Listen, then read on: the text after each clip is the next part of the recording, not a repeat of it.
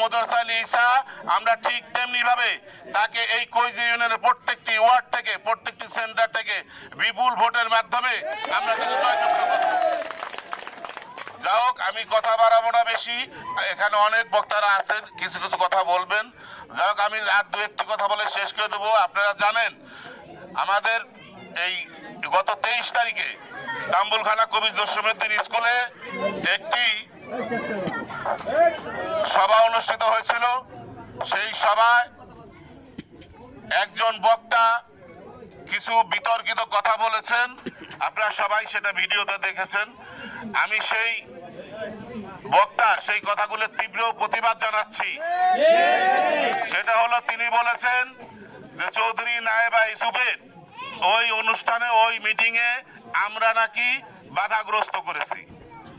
আমি এই কথার আবারও তীব্র প্রতিবাদ জানাচ্ছি এবং নিন্দা জানাচ্ছি। আমাদের কোন লোক ওই মিটিং এ যাওয়ার জন্য কাউকে বাধাগ্রস্ত করছে? অতএব আমি তার প্রতি উদারতা আহ্বান জানাবো, আপনি এই ধরনের বক্তব্য থেকে নিজেকে বিরত রাখবেন। তিনি আরেকটি কথা বলেছেন যে আমাদের নাকি এই ইউনিয়নে নায়েবা আপার বিরুদ্ধে আর একটা গ্রুপ ষড়যন্ত্র করতেছে এবং তাদের অনেক চর্বি জমে গেছে। তো আর একটা গ্রুপ কারা?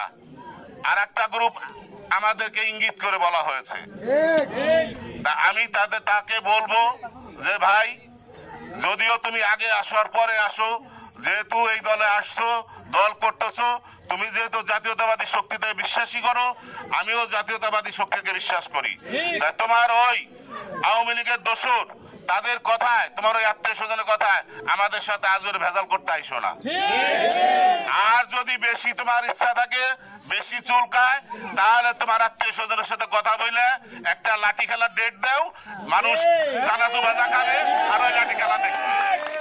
যাই হোক, আমি আর কথা বাড়াবো না। আপনাদের সবার সুস্বাস্থ্য কামনা করে, আজকে আমার নেতা প্রধান অতিথি তার সুস্বাস্থ্য কামনা করে, সবার দীর্ঘায়ু কামনা করে আমি আমার সংক্ষিপ্ত বক্তব্য শেষ করছি। বাংলাদেশ জিন্দাবাদ, খালেদা জিয়া জিন্দাবাদ, তারেক রহমান জিন্দাবাদ, আমার নেতা ইসলামিয়া জিন্দাবাদ। সবাইকে ধন্যবাদ। আসসালামু আলাইকুম।